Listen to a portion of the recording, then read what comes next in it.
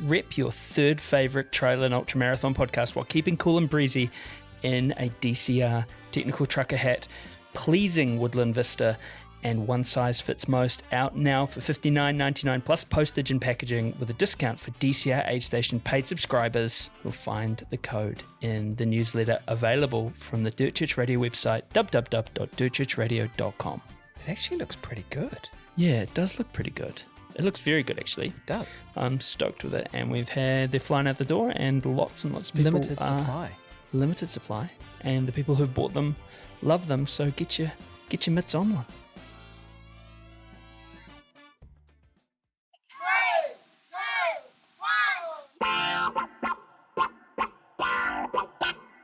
And they're off.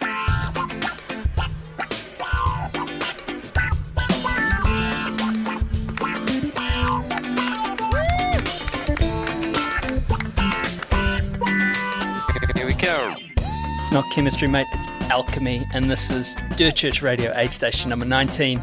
I'm Matt Raymond. Tēnā koutou katoa. I am Eugene Bingham, and with us this week, once again, our special co-hosts. I'm not even going to call them guests anymore, but Kerry Suter and Pottinger from SQUADRUN. Kia ora, korua. How are we doing? Kia ora. Good. Yeah. How are you guys? We are good. We're good. Yeah, hey, so good seeing you guys. Sorry, I was running a bit late. I was just updating your Wikipedia page. Turns out you guys are one of the best podcasts in the world now that I've trimmed a few of the other podcasts. So, yeah, that's some big saucy news. I like it. Yeah. We've got a trophy somewhere, haven't we, Matt? Best, for like really? third best second best trail running podcast in the country. Yeah, it was hand carved.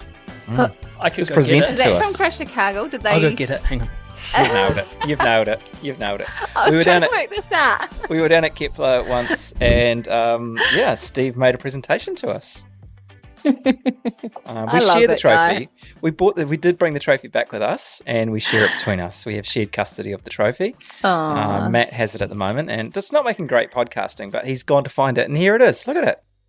Yeah, well, there's actually a lot of love gone into that. Croydon Patton. Croydon made this. Croydon. And he approached us afterwards and was like, "Don't burn that. I've spent 50 hours on it," or whatever. We were like, "Yes, sir." So there you go. Put that in the Wikipedia page, Kerry. Nice one. Yeah, keep a trophy. Yeah, I think probably the only thing I kept from my running over the years was the occasional trophy. I chucked every single medal in the bin, and I don't know whether I regret it or not. Should you keep the trinkets? Can I show them your giant dong?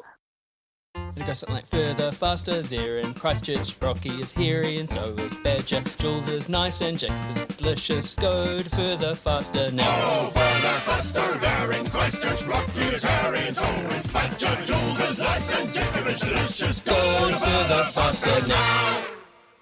Dirt Church Radio. Well, it is a podcast, so we're she's gone for some marital aids. So basically, he did this event called the Rail Trail, and this was his prize, his trophy for winning it.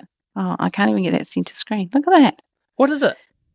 It's a giant whistle. Right. Yeah, it's like a wooden train whistle. There we go. It was some like weird duathlon runny bike thing that I did in a place called Blackbutt. Yeah, Blackbutt. Excellent. Once back to Moree and back. Yeah. Wow. Coming through security, they were wondering what it was in his suitcase. I had to shelf it to hide it. I had to sneak it through customs. No, you didn't. Oh no, very uncomfortable. Yeah. I once I was second at the Hamilton Road race around the bridges in the under 14s or something, and my prize was a cast iron frying pan. I don't know why, but they gave it to me. I was under 14s, and so I was like, okay, thanks. I didn't really know what to do with it. We jumped on the bus to go back to Papakura on the club bus that we'd all come down on, and I thought, this thing will be good up there in the how the old buses used to have the thing where you could put your bags at the top. Yeah. And I just put it up there. It went round. We bus went round the corner once. It came flying out and donged one of my fellow club members in the head. And it was quite heavy. And that's how Matt got concussion. I went to Te Araha and I did this 10K road race. And one of the prizes I got was this really good pocket knife set, with like about 8 different pocket knives, and it was amazing. Like, it just pocket knives and pocket knives and pocket knives. And I got home and I'm like, this thing is just so good. And then I looked at the back of it and it said first under 18. And at the time I must have been in my mid-30s and have accidentally given me this wrong prize.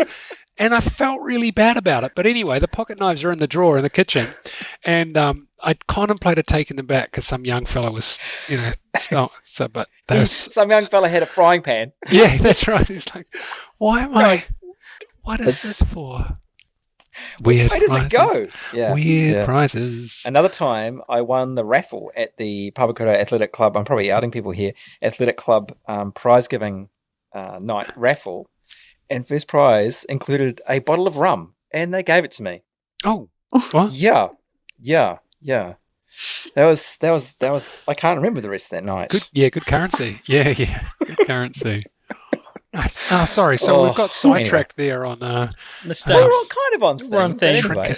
Yeah. So bring us up to speed. We have just gone through Blue Lake Weekend, which was amazeballs, bigger and badder than ever, and it was just a really good weekend. I got down there for a few hours, which is a big ask for me, in a chair and the paddock, but it was so good to see so many people. There must have been, and I need to check the official figures, but it looked like there was about 700 names that had entered and were on the board and lapping it out, an absolute storm. And that event, now celebrating its 10th year, has, we started, there was less than a dozen of us in the ski shed and just doing some dumb idea that Kurt had come up with Chris Towley's infectious enthusiasm and other infectious things. Man, it was so much fun, and it just it had right away, it had this weird sticking power. And I know, it's technically, I think, New Zealand's first, lap an hour backyard ultra kind of thing. Technically, I think just beat Sean Collins' first Riverhead, and yeah, so celebrating 10 years for that. It's just amazing how far it's come, and it's so good seeing, there was a lot of people that we knew, but so many people we didn't know. And that's the cool thing about it, is it's this free way for people to get into the sport, have a little muck around, do something, test their distance, try going further than they've gone before, or just really cool. But the trail running community, the whole vibe, the soul of what we are, was still shining through with those lunatics that host it.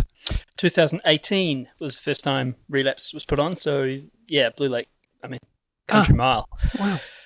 Country Mile. Right. Well, look, that's and we'll get down to the kind of prior mistakes, but I wasn't there. I've been down for 3. This would have been my 3rd year on the trot going down. Sadly couldn't be there. But yeah, missed really, really, again, it's one of those things, isn't it? So many people just go down and there's no pressure. There's no the sort of the labyrinthine rules around, backyards and what have you, and the law. There's none of that. It's just come, do what you want to do, and then, get as much as you like, and then leave. But look, a little bit of admin before we jump into the show. We just wanted to let you know about a live show we've got coming up in about a month, and it's for a really good cause too. So Tuesday the 29th of October at 7 p.m. at the Small Gods Taproom in Mount Eden, Auckland, we're going to be doing a live show featuring our mate and the bloody legend, Dr. Inia Raumati, who is 6 races deep into his attempt to run the 8 self-supported multi-day races on 8 continents this year. He's raising money for Kia Mau Kia Ora, a foundation he and his partner Vicky have set up to give kids a crack at being their best selves. Many of you will be familiar with Inia's story. When he left school, he was told, just stay out of prison, get yourself a trade. Hardly the most inspiring speech from a principal. He put up with racism and low expectations. He pushed through to go to med school. He did physiotherapy first, and then he went to med school, and now he's an emergency doctor at Auckland Hospital, and he's one of the toughest ultra runners around and a bloody good sort. He wants to give kids a chance to find their potential through the foundation, which will support a group of kids to enter a team into a multi-stage ultra, as well as providing them with mentorship and support. Anyway, it's a bloody long ramble, but basically get along to the show itself, where there'll be spot prizes from Manuka Performance. I can never say this word. How do you say it, Eugene? I don't know. Oofus? Yeah. Oofus. The shoes. That's it. Amazing. Currans and, of course, Huntaway Runco. But if you can't make it to Tamaki Makaurau, you can access a special live YouTube link brought to you by Runners with Beards. All the details and the link in the show notes and this newsletter. And I might say I've had the privilege of working clinically with Enya, and he's as good in person as he is on paper. So, right, Eugene, There you go. take it away. What Yeah. a cool mission. Loads of multi-day races across multiple continents. That would be. Yeah. And breaking news, he's just finished Grand to Grand Ultra in Oh. Colorado, and he Yeah. won his age group. Oh, I wonder what his prize will be. It's Yeah. a big rock. It's a big, like, Is it rock. actually? Yeah, it's a big rock with a hole in it. I would So- advise him not to put it in the baggage hold Yeah. above anyone.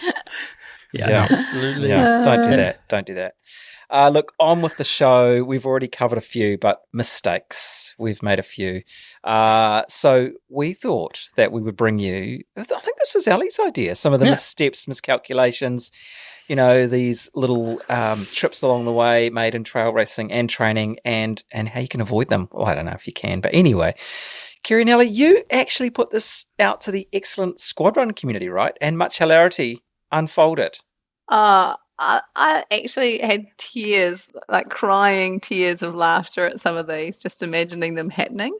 But I think it's good because when you share your bad experiences or negative or challenging circumstances that you've been through with your running, people learn from it, and hopefully, they won't make the same mistakes that some of us have made.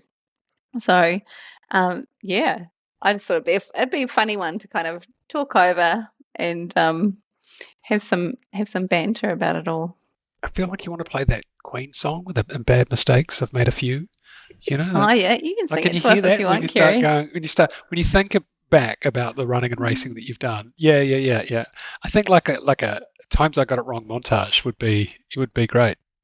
Reese dug up a clip of me sliding down a mountain earlier today. He found it on his phone, and it was way too dangerous coming off the side of Mount Ruapehu. And I think I said, "Great, I've saved 5 minutes and knocked 10 years off my life." I mean, just obviously reckless things in the wilderness, but in a racing sense, I guess I was pretty lucky that things didn't go super wrong for me. But I did fuss about the detail and make sure I tried to get everything right. So I've witnessed plenty. I'll never forget pacing Paul Charteris when he decided to run the 100k Tarawera, and he was overheating, being the unit that he is, and he was in and out of the lakes every opportunity he had to cool down. Great idea in theory, except the moisture led to some grinding action in his downstairs. And by the time I caught up with him 60k in, he was chafing so bad. He looked like he'd just got off a horse. And he was, of course, trying to run like that. And it simply can't be done. So he strolls up to the aid station and he grabs the tub of Vaseline that was on the aid station, and he like a 3-finger spoon through it, and then wipes it on his downstairs. And I'm like, yeah, that's going to help. But then, like, he reached to go again, and that was the point I sort of dove across at him in like this "get down, Mr. President" move to make sure that hand didn't go back in the Vaseline, because that I don't. Yeah, it's a one dip only. Like when you've got corn chips at a classy function, like you just don't double dip the Vaseline. Never double dip. And the pro move is you go straight into the jelly beans because you don't have to actually grab. It saves time. You just press it. And you could just press it against the thing, and you'll get some jelly beans, like an anteater's tongue, straight in there. But not so much a mistake, but more of a trail etiquette thing, I guess it was. But I guess that maybe he learned that probably running an ultramarathon in and out of water is not always a great idea. And yeah, the chafing monster is a real one, and there's certainly a few themes that came through with the responses that we got from our athletes to when things went wrong. I remember that because I ran that race as well. And I remember thinking very naively that, Paul was the race director of a large ultramarathon, and that he would have everything dialed and be like, he'd have all the gear, he'd have all the stuff. And I just remember seeing him sort of shamble up. And he looked like when we saw him at the Redwoods with his kids, Eugene, and you were like, would you like some help? And he was like, yes. Yeah, just like, obviously he'd been trying to plan an ultramarathon and run one. And I think he had like Mike Wardian shoes on. Like you said, like he had no stuff, and it was just wow. That was a real light bulb moment for me. Like I remember running that day too, and it was hot. Yeah, and I remember so hearing, hot. I don't know, I heard on course that he was going in and out of the water, and was thinking, "Wow, that's actually a really good idea." Until I heard what happened later on. And He's like, it's saw so the- funny. saw the It was blood so trail. it was funny running with him for that last 40 Ks because he's like this big polar bear. He loves sort of just like giving people big hugs and being the nicest guy. But because he was running that day, he was fiercely competitive. Like I consider myself a pretty competitive athlete. I've been around a lot of competitive athletes. I've never seen anything like it. Talk about red mist. Like we're going to need, who's our dog that does the voiceovers here to cover Rigby. up Rigby's going to deal us out of some trouble here, but we would be running up behind someone who's like, who's that person up there? I'm going to fucking get them. I'm going to pass them. And I'm like, who is this guy? Yeah. Like we're battling for like Are you- 400th place here, Paul. Are you just sure doesn't you were ma- running with him? It was I can't believe it. Only he could verify the story because I was the only other person around. But I'm telling you, every single person, like and he'd get up beside them and they'd be like, "Oh, hi, Paul. How you doing? How's your day going?" And he was stone cold. Like it was unreal. Yeah, it was. I mean, still the same guy, but at the finish line. But man, there was some of the thunderbolts coming out. It was great to see. Wow. Who would have thunk that? Wow. Thanks, Rigby. God. No. All right. So, Ellie, you were thinking of breaking this up into categories. And there was sort of, I guess, beforehand, before, during, and after. Is that sort of the way it flows? I kind of thought so. Like I was putting all these mistakes on paper, and then I thought actually they're kind of coming into a few groups here. So I've got one that says prior preparation leads to piss poor performance, and then there's one about safety, one about kind of mid-run, and then one kind of a mental section. So I thought maybe if we go through that, and I'm sure that we've all got more stories to add along the way for sure. So prior preparation, I mean, like Paul's one was totally a lack of lubing before he needed the lube. And I'm sure we've all been there before. I've got an actual scar from a heart rate monitor. And another ultra I had, we did this cool one in Queensland called Kokoda Challenge. And when we did it, 3 massive thunder and lightning storms rolled through and got absolutely drenched. Like the water on the ground was probably about, 20 centimeters deep at times. And I remember finishing, and Gary's behind me in the bathroom, and I'm stripping off, getting ready to go in the shower, and I hear him gasp, and he's like, "Oh, Ellie, you've got blisters all over the top of your butt, like the whole back shelf." My shorts must have just been going up and down, totally sodden, and I just had these big blisters. So lube would have come in handy then, for sure. And when it's raining, it's not just the usual places that you need the lube, is it? It's Nah. all over. Like I remember one wet 100K race finished, and then for about 2 weeks after, I swear if I died in the night, Suzanne would have been arrested on suspicion of beating the shit out of me because I was covered and just the worst abrasions. It looked like she dragged me backwards, across the carpet or concrete. something. Yeah, it was terrible, and it was just I couldn't believe how it had affected me, like everywhere, just that friction with the rain.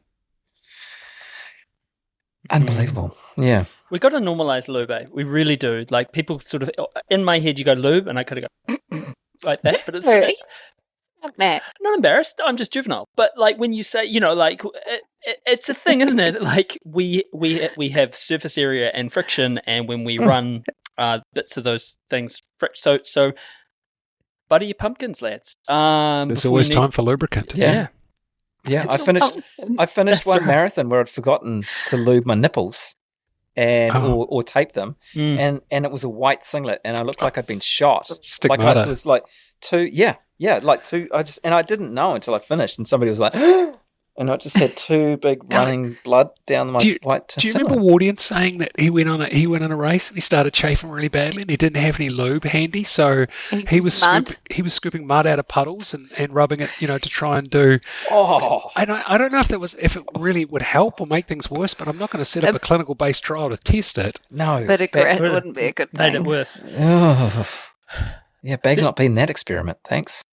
There is one story that I have from a friend, and it's too obscene to tell, but it involves chafing on a run, and I'll tell it to you afterwards. And if anyone wants to tell me, send me $50 via our Substack, I'll tell you too. But no, $100 to not tell. If it's someone's like, you're right.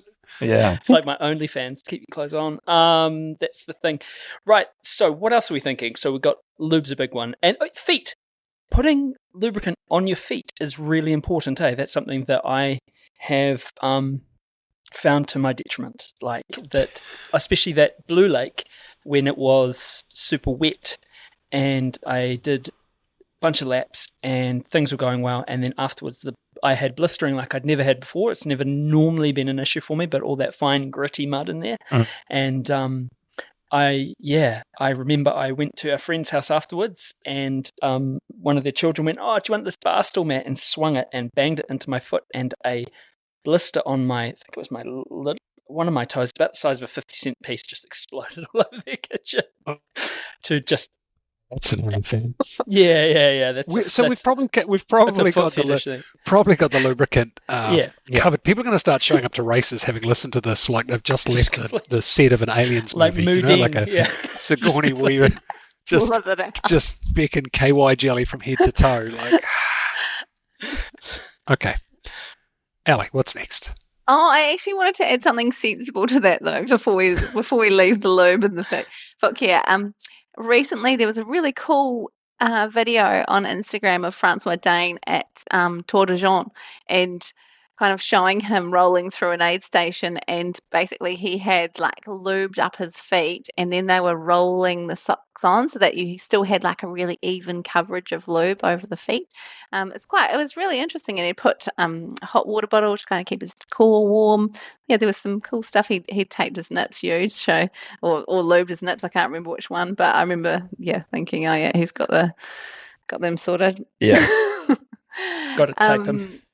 Yeah, so I mean, another one, right? Like when it comes to prior preparation, it's kind of having your fueling and hydration dialed in. I'm sure we've probably all got stories about where we've had inadequate fueling and hydration on a run, with how we've kind of dragged our sorry butts home, or when we've ended up chucking up because it's been too much too soon or something like that. Anyone got anything they want to share?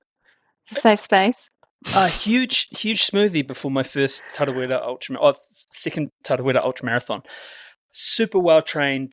Just, if I'd have just not done that, I think my day would have gone a bit better, because I drank the smoothie, which was my normal routine, felt great, and then started running. Of course, you don't digest a big smoothie. It sits there in your stomach, and then you can't take anything else in. And by the time I think, I got through to, I think the wheels fell off around Humphreys Bay, and I had Hammer Perpetuum was my go-to of choice, which, I think there's still bags of it at Humphreys Bay, which I threw into the bush.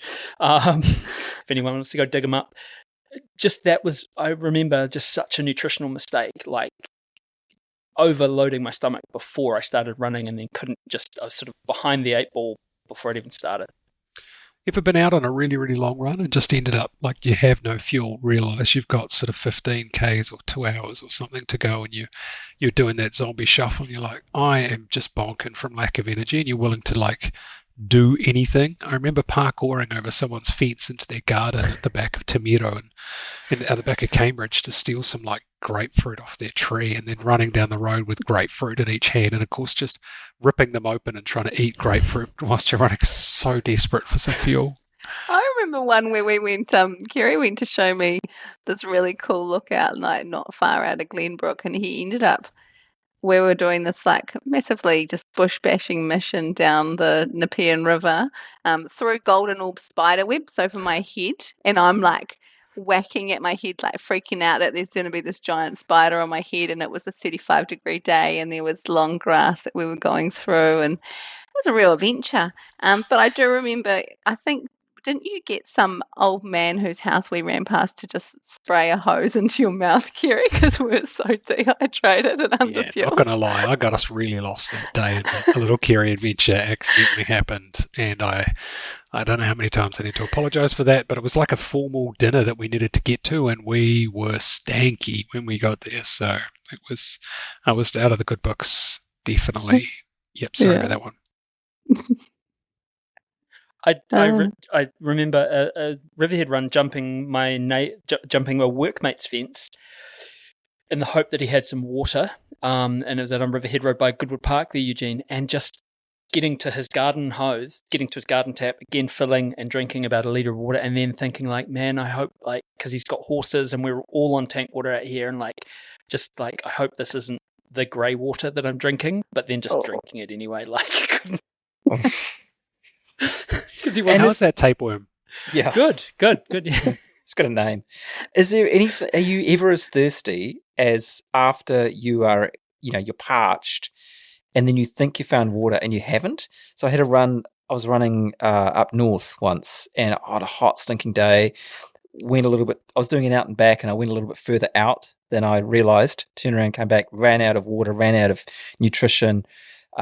Just like you say, doing the zombie shuffle, Kerry, getting back, saw a school. It was like a mirage. I thought, oh, yes, a school is going to have a tap. Got to the school. It was summer, and they had shut off all the water and removed all the taps. I was running around that school desperately trying to find water. Eventually had to give up. I've just never felt so thirsty in my entire life, because I'd had in my brain that my troubles were over and I was about to quench this insatiable thirst. But no. Anyway. Yeah. I survived. Standard. Obviously lived to tell the tale, but yeah. Hey, socks and short socks, long socks. Tell me about that. I'm intrigued. So this is a weird one. Like I've spent a lot of time in the weeds of the science of whether the compression socks actually help you in any way, shape or form. And it's so close to being on the fence that it's, negligible. I wouldn't do it in racing, but potentially in recovery. However, I was typically almost always seen in long socks with almost no compression element to them. And that was just simply because I would go on these adventures and I'd get my legs ripped to shit, like absolutely tore up. Every time you're running down the trails and you get, bracken and, fern and all sorts of stuff just tearing at your legs. And so I was just always, my advice for anyone who's heading out to do something that they've never done before, going a place that they've never gone before, one of my things was always long socks for an adventure. So that was something I always told myself. So almost always when I was going out for a run into the wilderness, long socks. Are you talking about the knee highs, or are you because I'm a crew minimum. Oh, yeah. Always a crew, never an ankle. Upper calf, I'm like sort of like just below knee. I just like, Okay. Yeah. And I think, Ali, do you remember that time we went down, we were at the back of Blackheath, out Mount Victoria, out that way, and we went down in that, was it Blue Gum? And your legs got so ripped up in that valley, you were unhappy that day. Yeah, there was a lot of reasons for my unhappiness that day, because I'd also just smash this downhill, because I love a fast, flowy, technical downhill, and that descent was so much fun to run. So ran it really fast. Like I think I was like second or third on Strava, like just behind Brendan Davies, who's an absolute weapon. So it shows how fast I ran down it at the start of like a 20K long run. And then after that, we did some cool bombs in the waterhole down the bottom. And then we started our long run. And by then, like my legs were totally smashed without needing to be cut up by all the foliage. But yeah, added that insult to injury. And then the climb out was really not fun. I actually created a device in my head which was like a hot air balloon, but you didn't need hot air. You just like pull, I don't know, like I need the right gas, but something that would just take me up like Mary Poppins to the top of the cliffs, because that's what I wanted to do. But instead I just slogged my way out of there, and they probably spent a couple of hours waiting for me at the top, which I mean is a good pacing learning lesson too as well. Pace yourself. Another Kerry adventure that turned out to be much more than you anticipated. Yeah, You're but it was very welcome. fun and very beautiful, but just, good learning. And I made the short socks mistake for Old Ghost Ultra, which is quite like a rocky kind of a run, and I had grit all in the back of my socks, like all the back of my heels were all kind of basically cut up from the little stones and things making their way around my ankles for 85 Ks. Yeah, so that was a tough lesson to learn, but a good lesson to learn.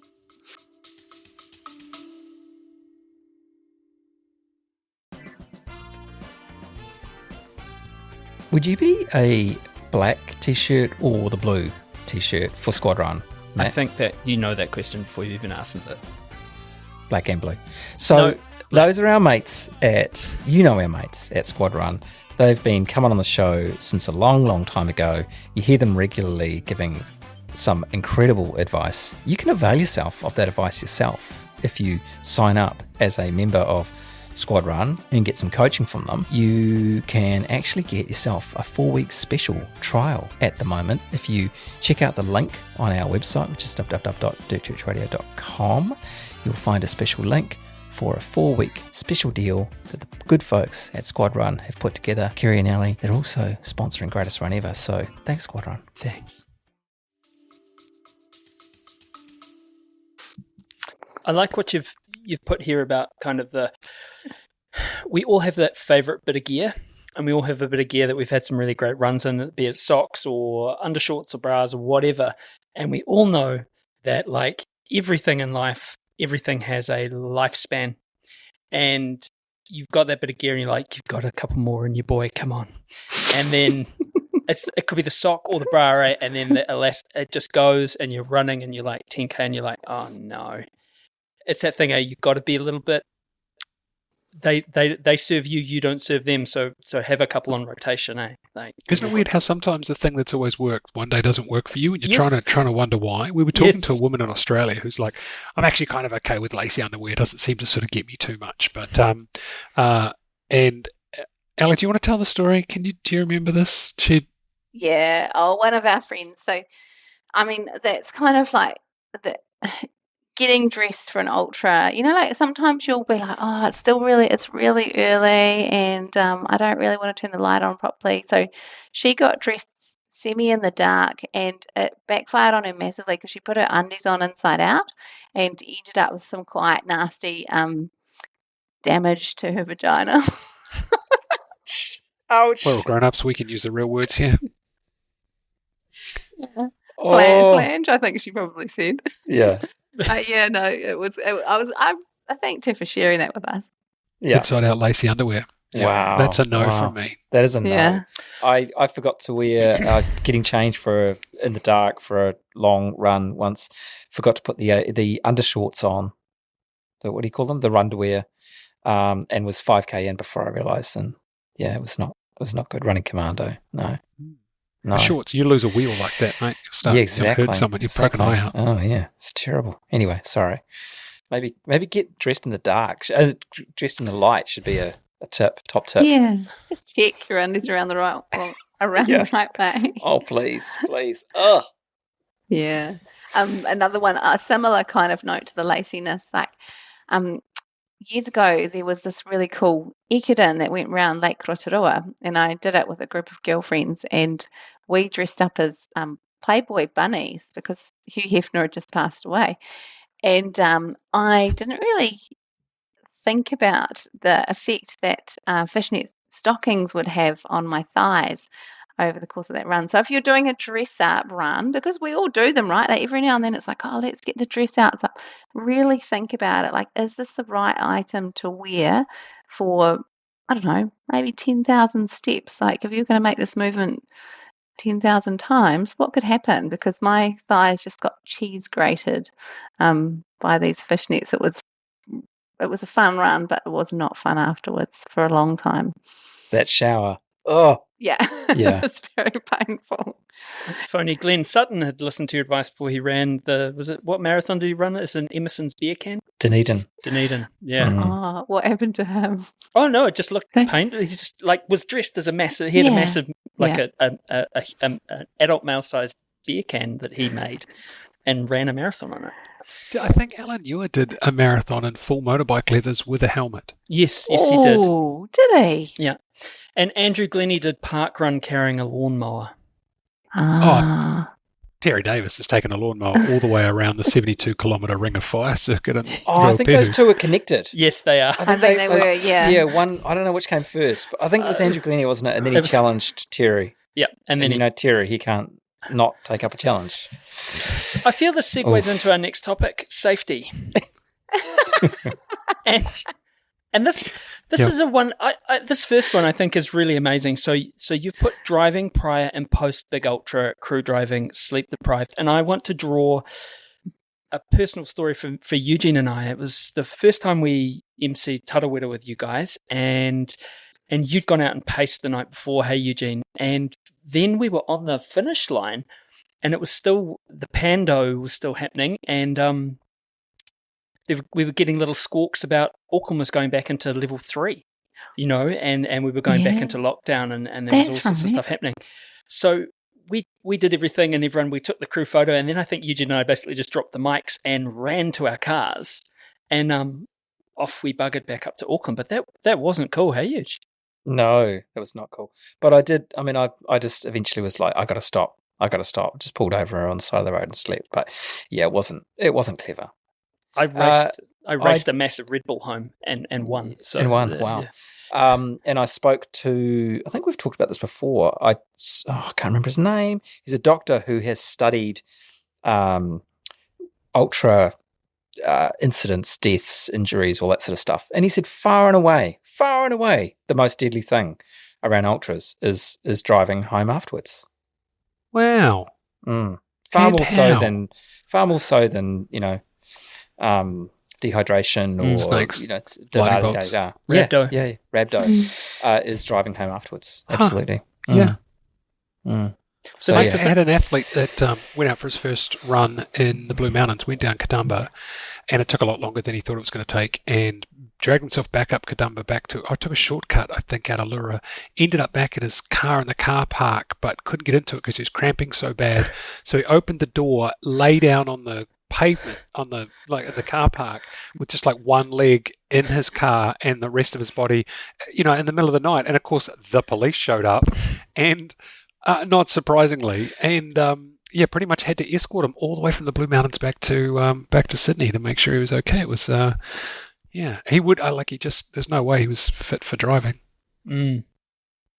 And that's the thing, isn't it? We sort of, these things are cumulative, and I think about it's not so much the athlete, it's the pacer, it's the crew chief, it's the relative, it's the dad, the mum, the wife, the husband who's been up all night worrying or looking after kids, and then you're sort of safely conked out in the passenger seat, and they're driving home. It's a thing, isn't it? So take more time than you need.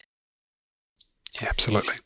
Important message, I think, for people doing Tarawera too. I mean, that's one of those races where you could be crewing for 30 plus hours. So know where you need to go, how you're going to get there, take rotations with your driving, and all of those sorts of things. So that's a very real how to avoid them. And there's some tricky driving, isn't there? If you're not familiar with forestry roads and so on, it can be tricky out there. So yeah, be careful. Oh, good. So serious voice. That was good. That was. Yeah. Next one's a bit of a serious voice too, isn't it? Yeah. Well, yeah. No, so that was actually from one of the people that we coached too, who said anti-inflammatory medicine and dehydration, no bueno. The amount of times that we say don't take any non-steroidal anti-inflammatory drugs on around race day even, keep on top of your hydration. People still try and slip them in, or it somehow slips their knowledge. It's definitely not recommended. No, there's no different way to paint that. I think we tell everyone at every event as well. And the problem is, there's always people that are like, oh, just one IBU. I need it. It won't affect me the same way it might affect anyone else. But your kidneys are under just such incredible stress with the exercise that you're doing, the processing of all of the fuel the hydration, the dehydration, the endurance component. It's really not a normal thing that ultramarathoners are doing. So, piling on the damage to the kidneys with NSAID is dum-dum, please don't do it. And it's not an easy fix too, right? Kidney's not the sort of thing you can just scoop up and get another one. No. And it's not just the oral pills either, is it? We've got a friend, Matt, mutual friend, who once used didn't think it would be a problem, but used the ointment on an existing, not injury, just had a bit of a niggle. Thought, I'll just shove a bit of this on, and got into trouble with that. So is this the same friend who took one paracetamol every half an hour? No, it wasn't. So we had one friend who he said, look, and I was just taking one every, was it half an hour or hour, Eugene? I think it was an hour. He's every sensible. hour. He's sensible. And I was like, and so I'm someone who deals with people who take paracetamol overdoses. I said, my liver gone and my kidney gone. I was like, so you took a staggered paracetamol overdose because you were out there for a long time. A long, 20 hours. No, it was good. Bounced. Yeah. Taking them for 20 hours. Yeah. And the upside now is you can get drunk on half a glass of beer. and not to, and this is a dead serious thing. 20 Panadol can kill you. Yeah. Yeah. But he's a fine specimen of a human being, though. But he's not built like the rest of us. So he's built different. Yes. But that's the thing too. That's such a good idea. Don't if you can avoid it, just don't do it. Yeah, and dehydration is another one that sort of crops up sort of in this vein as well. So you're kind of okay with running a little bit low on fuel. I mean, you'll still be able to metabolize fat to get around. You'll always be able to do some sort of a shamble that gets you towards where you need to get to.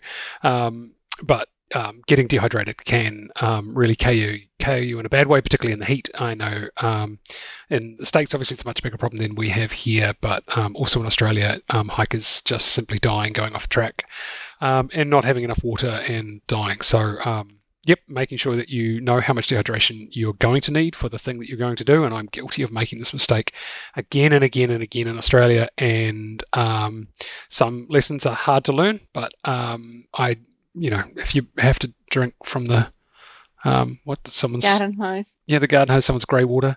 Yeah, I remember doing a run around Hastings one day and thinking, first time in the Hawke's Bay, and I was like, what is that mountain over there? I'm really keen to go run up it. So I ran from Hastings over to what turned out to be Tomato Peak, and then back down Tomato Peak. And I remember coming back down going, I had not planned to run 40 kilometres today. I'd planned to run 3.5 kilometres. And you literally just, some guy was watering his garden. I was like, what is it?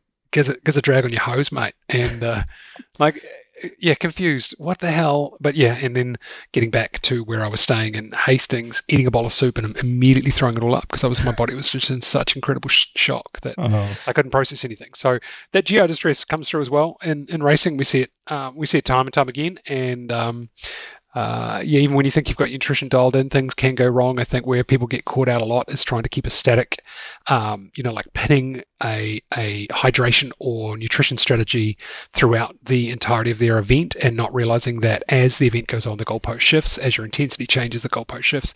And what you needed in the first 3 hours is not what you needed in, hour 30. So particularly when the temperature changes too, and you've got that sort of pulmonary sort of action of the blood coming from the extremities where it's trying to keep you cool or keep your legs moving or supply oxygen laden blood to your muscles, and then the push and pull when you consume something of it coming back to your stomach and intestinal area to digest and disperse your fuel, and then that sort of almost tidal action in the body just causes your stomach to go, that's it, everybody out. And really common, and I think Marty Hoffman, doing some research of Western States some years ago, cited it as the number one reason for people not finishing Western States. And lessons are still being learned, and I think that we continue to refine our own approach to nutrition and hydration, and I think it's part of a much bigger discussion that we should definitely have at some stage on DCR about trying to get that right and what approaches do and don't work, and what's sensible and what's not. But there's just a hell of a lot of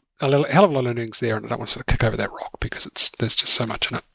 I was really surprised when we went to the Fire East Climb Alley. There was a couple of people hurling on that, like those twins. One of them, I can't remember which one because they're identical, was throwing up through the night. And there was one of the guys who went all night. He was coming back up in the morning, and he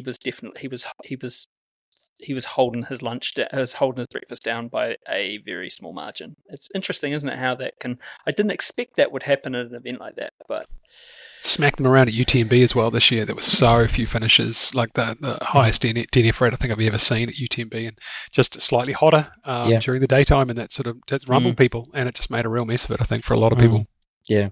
And then the flip side, of course, is too much hydration. Yeah, I was about to say a hyponatremia, people kind of having a plan and going, oh, this is what's worked in these conditions, but you might be overhydrating, or you could be not having enough. It just depends. So you've got to know yourself in different conditions, what works and what doesn't. But hyponatremia can be quite a problem. I think generally it's smaller, older women are more predisposed to it, but obviously it can happen to anybody. So that's part of why they've historically weighed people doing those longer races, to watch out for weight gain from that. Having recently seen it clinically, it's terrifying. Ended up ICU, tube down the throat, hole drilled in the head to let the pressure up. Oh no! Yeah, and that's too much water. And so one of the mistakes we see is people get really excited about these, sweat tests, and they go and jump on a treadmill for an hour or something in a laboratory setting, and they check how much fluid they lose across the course of that hour, and then they go, cool, I lost, 2 litres or 1.5 litres an hour, and then they go walk home and sort of writing up the next race notes with, therefore I lose that amount of fluid in the first hour, therefore every hour I need to replace that amount of fluid. But it doesn't work like that, because there's a massive hockey stick when it comes to how much you lose in the first hour versus how much you're going to lose in the hour 10 and hour 20. So please, if you are doing those sorts of things, just realize that what goes out doesn't necessarily need to go back in at the same rate, certainly not in the first hour when it just completely changes. I always say that sort of a safe ceiling is something like 750 mils per hour is a sort of hard limit. But, for athletes that are using soft flasks, if you've got a couple of 500s on your chest, just make sure one of them is going down an hour, and I think that's probably a pretty safe window to put it in. If it's sort of, there or thereabouts, we're pretty happy with that, and it's a pretty safe place to be in. I don't, you might end up doing sort of a bit of catch-up, yo-yo type thing when you roll into an aid station, you drink a bit, you sort of don't keep track of it, you grab an electrolyte cup or two, but litres per hour is a very dangerous place to play. Just keep an eye on the colour of your wheeze too, eh? You don't want it black, but you also don't want it clear. So. Can I ask a grown-up question here that I've always wondered? Yes, Ken. Easy for us guys to keep an eye on the colour of our wheeze, but how? Have you ever wondered how? I mean, I'm a professional, and I feel like I should be talking to women about this. Is it? Are we talking she wheeze? I don't know. Talk me through the colour of my wee protocol. Question for me, Ali. Oh well, I've got this, Ali. Actually, question for the floor. For those that sit down. For those that are sitting down. Female weeing for me, please. Well, Kerry, normally. Please explain to me how ladies work. Toilet paper. What's the opposite of mansplaining? I don't know. Okay, Ali, go. Yeah, normally women will use toilet paper, and you can have a look at the toilet paper and see what colour it is. If it's a toilet, then you've obviously got the toilet that you're going into, and you can look down. Or if you're popping a squat, you can have a look. I always look anyway to make sure I'm not weeing on my shoes, which is a bit trickier for us women probably than some guys. You'd be surprised. True. I mean, you don't stare if you're on a long drop or a portaloo, you're not staring into the abyss. You just don't want to do it. You've just got to get out of there before you fill your buff with vomit. Yeah, but then hopefully you've got toilet paper, so that's how you don't have to look at it there. Okay, yeah. Thank you. Yeah. Now, other women that didn't know the answer to that also got the answer to that. So thank you for explaining that to us. Yeah. Pleasure. Something that I think I should know. I think we probably all should know. Yeah. Toilet paper. That's where all the toilet paper's going. But I think we don't also need to be too didactic with that stuff too, eh? Like there's it's antidiuretic hormone, right? It's just the body regulating the amount of hormone, the amount that, the darker the color of the urine, the less fluids being released. And I think you can be dangerous trying to get back at, if your urine is darker, trying to get back. It's more for a rhabdo situation Hundo. where you're looking for that Coca-Cola coloured thing to show that you've got some sort of muscular cellular breakdown and your kidneys are now processing protein released from your muscles as they are giving up the ghost. And so that does happen too, and there seems to be potentially genetic disposition for that. So they still continue to do a bit of testing on that. Some people seem to be more susceptible to some of this. You remember Joe Johansson, one of the great ultra runners of yesteryear, was particularly problematic with rhabdo, and even short distances into hard ultras, and she would succumb to it. And some athletes that we coach that are twins, they're involved in studies because of the response to rhabdo. And but yeah, that's another one as well, and it's pretty hard to pin. Some people seem to suffer it sporadically, and many people not at all. We've kind of covered this one a little bit, but getting off track in the bush, Ellie. You guys have got so many stories between you, but there was also some from your squaddies as well, was there? No, this was me. This is actually it's more of a tramping one. So I ended up luckily I love maps, so that was part of why I got into tramping and trail running, because I love finding out what's beyond the nearby area. And anyway, I'd gone to this cool thing, but it was a more remote kind of a trail with limited trail markings, quite kind of a not a well frequented track, and ended up in a canyon. And I kind of had the initial thought was oh shit, I'm in trouble. I'm by myself. I'm in a canyon. And you get that, I realized you kind of get that heart racing, kind of fight or flight response. You get this kind of a bit of an adrenaline kick, ooh. And it made me I really had to tell myself, okay, just stop. Just take a moment, gather your thoughts, work this out. And luckily I knew the lay of the land, and for me I went, okay, if I follow this, it's going to take me back to the river. I'll find the trail and I'll be fine. But I thought I have to be very careful with my foot placement and making sure I get through this off track part safely back to where I am meant to be. But you can prevent, not prevent, but you can help yourself in that situation by having the tracks maps on your phone. We've got some really good New Zealand topo maps, or there's Australia topo maps, and we use them all the time. Or hard copy map as well. Don't just rely on an app or a phone, because we know how batteries can go flat. Let people know your intentions.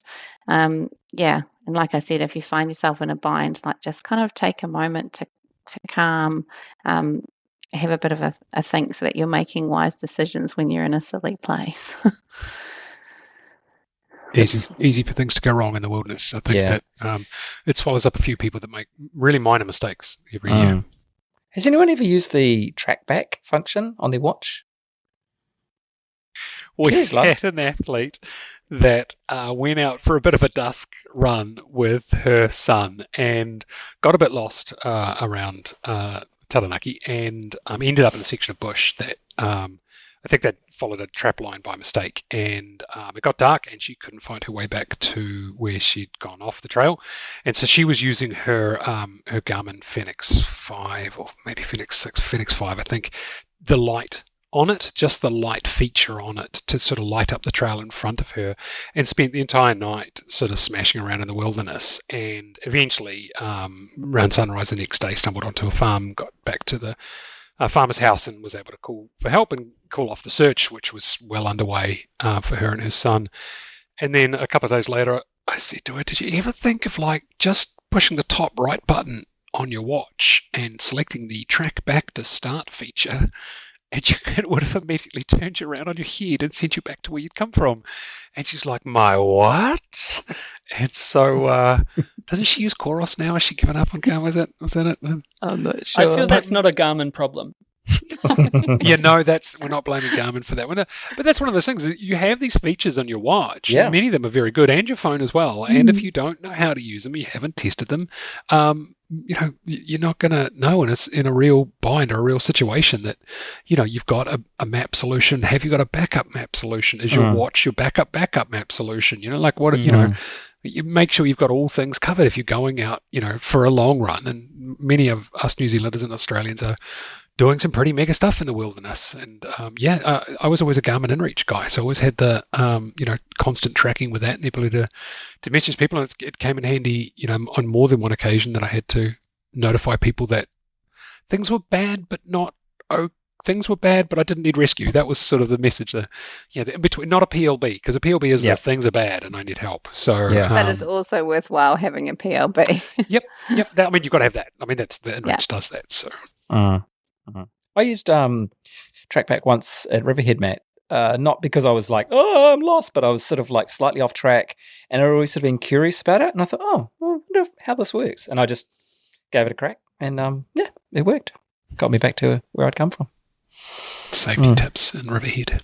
There you go. Look, I've been lost out in that place more times than I can count, and I didn't have a watch with TrackBack enabled, and I remember because there's heaps of skid sites, and especially when I didn't really know my way around, and man, there's that time that was it me, you, Dave, Jack, Tom, Agusa, and Say one. That one.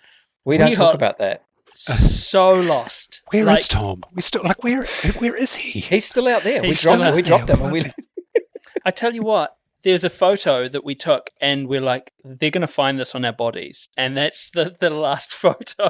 Oh, no. We put ourselves in the hole a little bit, like when we were kind of bush crashing up this hill. Anyway, but yeah, finding your way around, and you can, and that's not always the way. I mean, we've got a friend in Wellington who went out for a run on the Skyline, ended up staying the night out unexpectedly, got caught short. A couple of runners have died on a club run. In Wellington. Ballet. Yeah. It's easy to do. Just the weather changes, catches you out. So making sure you've got all the right equipment is obviously one of those other things. Making sure you've got all those, thermals, and the harder the mission, the more equipment you're going to take. So recognizing the difference between like a light shower jacket and the requirement for like a heavy duty, like seam sealed jacket, or so just making sure that the equipment is going to meet the task at hand. Yeah. That compulsory gear is. Yes, the compulsory gear is not just for the race, is it? No. Take it with you. Always carry a first aid kit. Always have a bit of extra fuel. We had an athlete that got caught out just in a portaloo, just by the odor of a portaloo. Was that right, Ali? Yeah. Oh my God, this one I laughed so much. Like, where is it? Let me find it. And probably she's got to dig it up out of Facebook. Where is it? Are you going to name them? No, I'm not going to name her, but oh my goodness, I cracked up. Actually, let's go to that one. Where is it? Pulling my buff over my face to use an awful long drop before an event. Puking inside said buff while on loo, as it wasn't enough to hold off the smell from my weak stomach. Trying to get said puke-filled buff off my head while still sitting on the loo with my pants down. That one I just could not stop laughing at, because I was just imagining, like you're so repulsed by the smell of the portaloo that you've covered up your face and then you're trapped with vomit and it's just going everywhere. That you are contributing to. Yeah. And if someone walked in just at like the wrong time there's a woman with a buff around her mouth, like like convulsing. Yeah. Or up around her nose and her face. She's got a vomited buff. Yeah. Oh. Paints a picture. There was another great one that I loved too. This one made me like cry tears of laughter. Kate Shave. I'm sure you guys know Kate Shave. She's an absolute lovely, wonderful human from Wellington. She said not checking which cups had water and which had whatever hydration fluid they were using at Tauranga Marathon that year, and dumping a whole cup of not water on my head to try and cool down as we went through an aid station. Very sticky for the next few Ks, very, very sticky. And I think I was even attracting bees at one point too. Yeah, human flypaper, right? Oh, done no. That. I filled a flask once thinking I was filling it with water with Mountain Dew, which I call mountain spew because I just can't stomach it. And I ended up just the projectile vomiting the contents of my stomach off to the side of the trail, I'll add, then I took a selfie, didn't I, Matt? And it's been published in the came- Kiwi he- Trail Runner magazine. He came through the aid station, and we were friends at this point, but we didn't have the depth in relationship. Like, I would have actually pulled that out of your beard at this There's point. chunks. There's Aw. a big chunk of banana in his beard, and That had been in and then come out again. yeah, it was, Oh. and I was trying to be. I thought I handled myself like anyone who I have an antipathy towards banana, right? Like, and I was like, oh god, it's all I could see, and I was trying to be really. Hey, bro, what do you need? Can you looking good? You doing that? You know, but yeah, it was so bad. Oh, anyway. Yeah, so make sure you know what is in what thing. I also once took, I filled up my flask with some ice. Well, he put some water in or whatever, electrolyte, and then filled it up with ice, but it was salt ice. Oh no! Oh. It's See, like, You those mixed your own electrolyte. Yeah, those hardcore like salt tab people are like, Yeah. good on you, mate. Bloody yeah. get a Salt couple of salt tab tabs in with there. that Oh. too. Great. Is this World War II? What are we doing? Yeah. Oh, that- Oh. Just ocean water, just drinking some ocean water. Wow, you've done it all, man. Like, we didn't need to, like, you could have, you've got some stories, huge. Is this a situation where we can get audience participation? Can people reply to this? Oh yeah. Like, can we get the right thing on Instagram so that people are going, let me tell you? Here's And the call I to would- action. Yep. Because I would love to, like, when that's going to go, I would love to read some of the stuff that the wider community's done because, Yeah.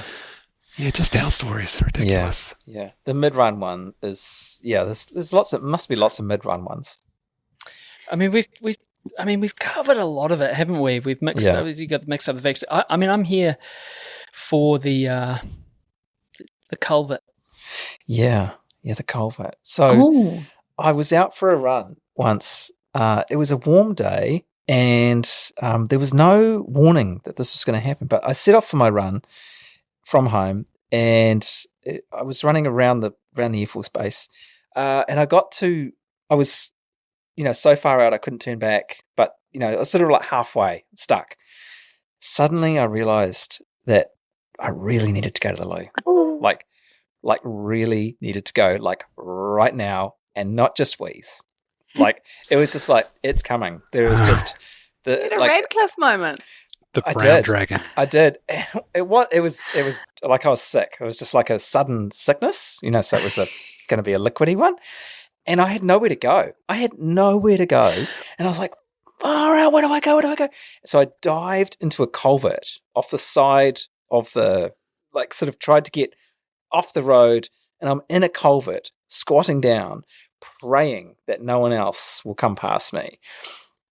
And just kind of like, I was nearly finished, nearly got away with it, when I looked up and my neighbor from down the road came running the other way. I'm squatted down and I was like, please don't look at me. Of course he looked at me. We locked eyes. Eye contact whilst pooping. Assert your dominance. Yes.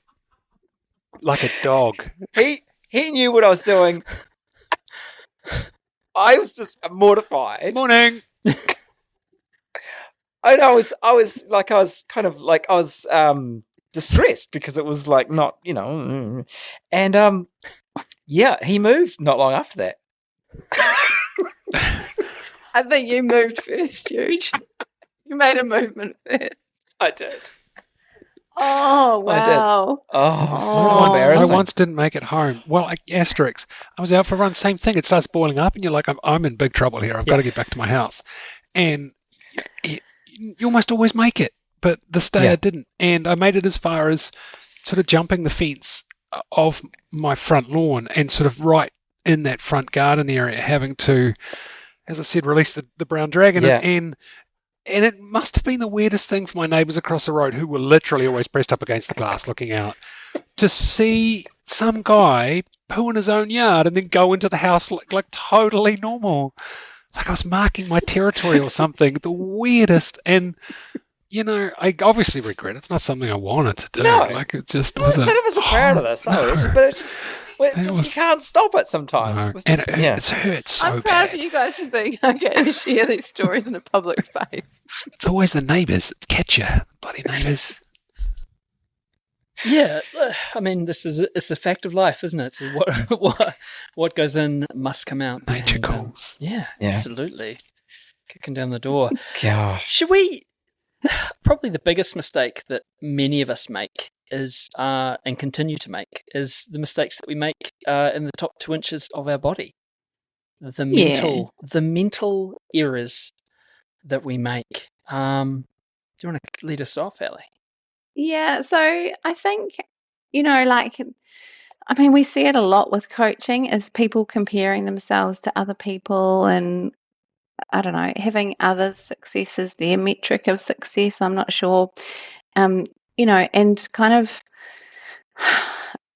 I think just forgetting to recognize that we're all unique, shiny diamonds who have different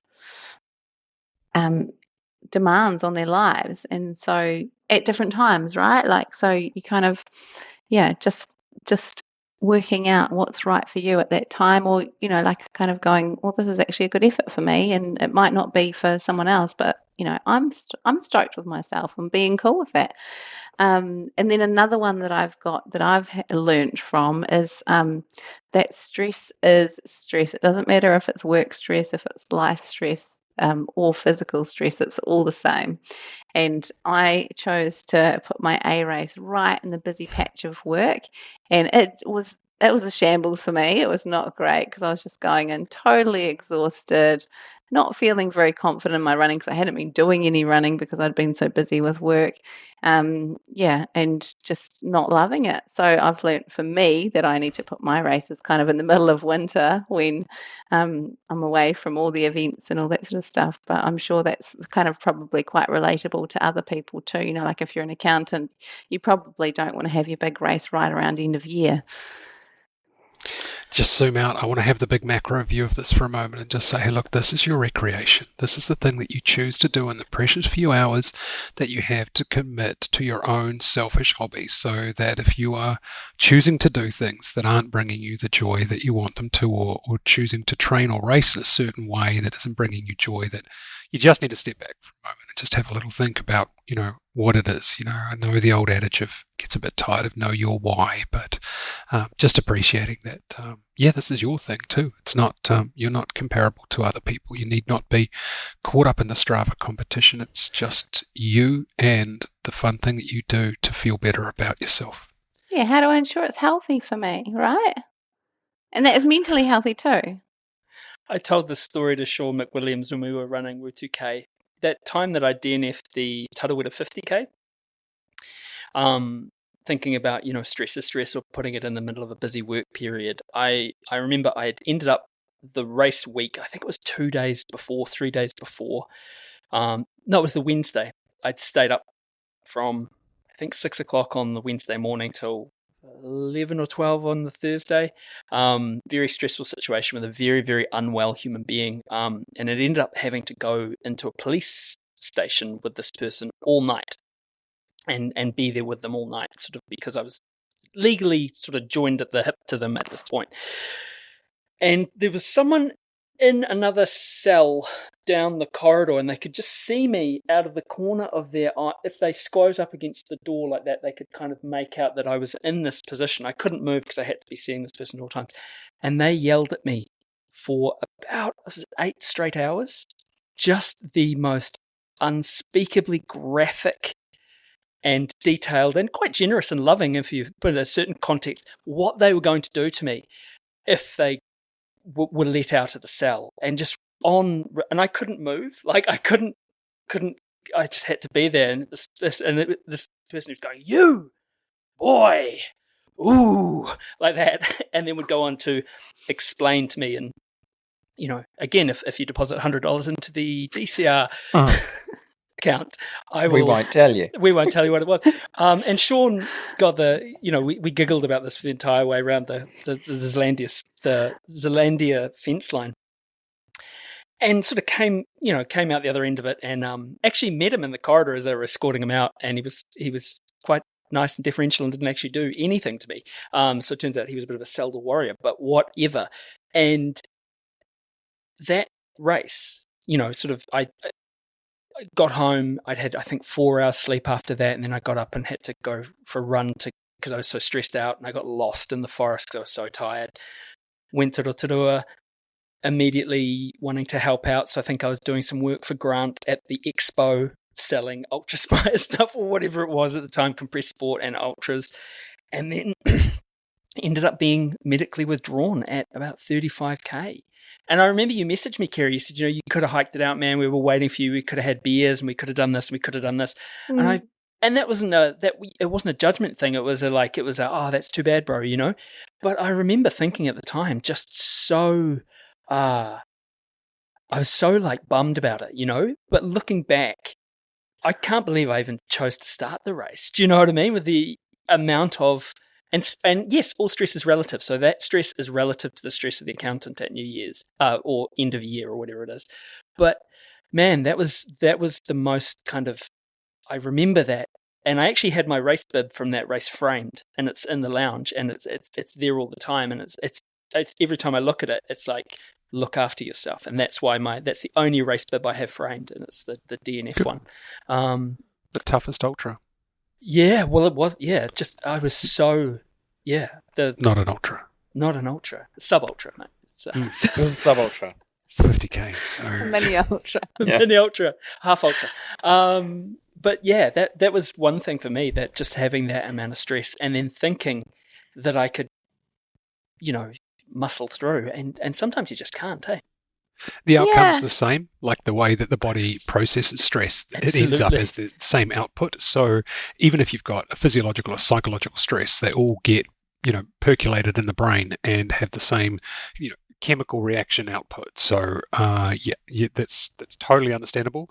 And the correct answer was probably, that was a day for me to go down and support my friends and just try and enjoy being out there and not give myself the extra pressure of trying to toe the line and get to the end, and then have some scumbag tell you that you're too soft and didn't make it. No, it wasn't like that at all. It was really reassuring. I remember being really reassured by it, because there was a pressure, like, and Eugene and I have talked about it too. There's that thing of unless you're going home in an ambulance, you're finishing the race. But again, zooming out the macro, that like, okay, as you've said, you said it yourself, Kerry, you're down the bottom of the Ferber stairs, or you're halfway up the Ferber stairs, and that's the time to kind of scream, there can be only one, and keep going. But sometimes discretion can be the better part of valor. It's hard, right, to kind of sometimes step back from ourselves. Like, we kind of feel like we're on this fixed path. Like for you, Matt, you're like, I am doing this race. I've been signed up to this race. I am doing this race. I'm driving. I'm doing it. And kind of not stepping back and going, what advice would I give to somebody else that's in this situation? Because I'm sure if somebody said to you, this is what I've just gone through, you're probably like, whoa back, mate. Like, that's a bit much. There's a lot going on there. I give advice to stressed out people for a living. That's my whole job. Yep. That's what I've devoted my life to. Try and get them all to run an ultra. Like, hey, bro. Like, see how they go. Let's see how they go. How about give yourself a break? Yeah. I did it yesterday. I mean, this is the thing, though. Isn't it funny we get in these cognitions? I did that yesterday. I was telling Eugene, I've had this gastro bug all week, and it's been waxing and waning, and I've been really sensible, and I've been such a good little boy for a good couple of blocks of training, and it's going really well. And yesterday I was sitting there and I was like, I'm sweating. My resting heart rate's at 90 something. I'm like, oh, this isn't good. I'm having gastric distress. And I'm still planning my long run for that afternoon. I'm still going, oh no, I'm sure this will pass and this will be fine. I've drawn so much attention to myself that Rebecca's now giving me the side eye. She's like, you're not going running, are you? I've not even kind of stealthily done it. I've made that much. In my head, and I know that it's the wrong thing to do. And I know it's not going to help me, but in my head, I'm still like, yep, no, I've got to go out and do it, because if I don't do this one training run, that's it, my race in February. As it was, I ended up texting Adam going, this is help, tell me not to do this. And he's like, don't do it, you idiot. And I went to bed, and it was great. But why do we do this? Your training is the accumulation of all of your training, not the one or two sessions that you've missed. And I think the reassuring word there is that look at the training as a whole piece over years, because that's what it has been, not the one or two that you've missed in the last week, or maybe the week that's punched a hole in a month. But just realize it's there. Your fitness is a reflection of the accumulation of all of the training, everything that you've done, not the few things that you missed. So just stay on target, mate. You got this. But what about Strava? And that's the thing. Yeah, that's the thing. The dots and the histogram and the come on. Yes. Get on a like a bike, and it just push, and because it records in kilometers, just like the bike will just bump those Ks up super duper easy, and the bar will be back online. Great. If you take nothing else from this podcast, how to cheat at Strava and other things. What is some? Oh yeah. Anyway, still catching up on that Strava podcast. Great, by the way. You guys put out some great stuff. I love Dirt Church. Jeez, I can't wait till we come back. I love it too. Right. Does anyone else have any major? But it's funny, isn't it? Like, I guess recognizing mistakes and recognizing those things, for me, that was a big thing. Like, hang on, what am I doing? Like, being able to sort of zoom out. It was like a near-death experience. Like, what are you doing? I just want to give a big shout out to the SQUADRUN people who jumped in and answered the call. That was amazing. Thank you. That was some great advice and some great hilarity. We tip of the iceberg. There's some hilarious stories in that group. If you want to be part of that, the SQUADRUN group, you know how to do it. The good people at Dirt Church will send you out a link. Use the link. Use the link. Jump on in. Try it out. See how it goes. Particularly if you're getting ready for Tarawera or Ultra Trail Australia. We are event specialists. We know those trails so well. We will probably be there to see you start and finish your ultra, unlike almost anyone else. Come be part of the fun and frivolity and jocularity and hilarity and cup of tea. And put sunscreen on, because skin cancer is always wear sunscreen. Yeah. Do you remember that sunscreen song? Yeah. Slip, maybe slap, just not like right above your eyes, because it runs into your eyes. Yeah. Anyway, right. That's us. Thank you, Kerry. Thank you, Ellie. Thank you, Eugene. Thanks, Matt. Thank you to our DCR AidStation crew. Stay tuned to the DCR podcast next week when we have an amazing guest lined up for an incredible chat. Hei konei. Hei kona. Thanks, Rigby. If you want to get the DCR hit that you love ad-free and get it every single Wednesday, there's a way to do that. Sign up to become a member of the DCR AidStation crew, $8 a month or $80 a year. Paid subscribers get full access to the newsletter featuring recommendations, reviews, and the special sauce. Special sauce is quite cool, isn't it, Matt? Maybe I've been drinking from the special sauce bottle a bit much lately, but really enjoy putting together the content, really love bringing it out to the people, and the people really love it too. So, yeah, get involved, support Dirt Church Radio. We've been cracking on for 6 years now, and we really love bringing this to you. So help us help you to help us help you, helping us. You can find a link on the website, which is www.dirtchurchradio.com.